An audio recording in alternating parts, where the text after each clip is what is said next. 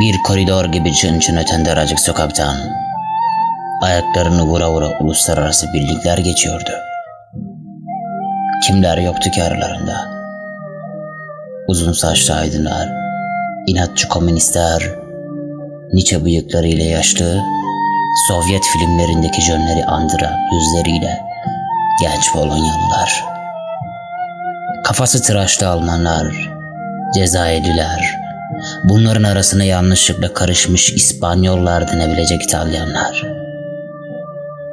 hiç kimselere benzemeyen İngilizler, Maurice Torres'e ya da Maurice Chevalier'e benzeyen Fransızlar, hepsi de çelikleşmiş, dimdik.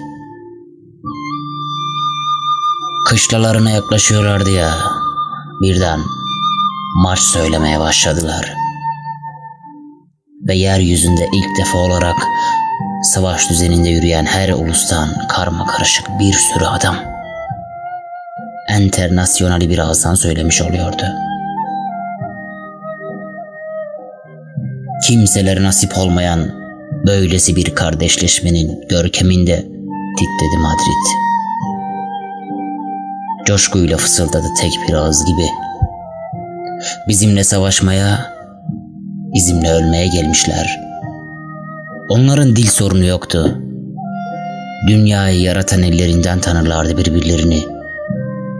No pasaran sır değildi onlar için. Ve hangi dilde verilirse verilsin, anlarlardı hücum komutunu. Yüzlerini bile görmedikleri İspanya işçi ve köylüleri için aynı kahramanlıkta ve aynı sadelikte öldü onlar. Öldüler haykırarak. Diz çökerek yaşamaktansa ayakta ölmek yeğdir. No pasaran.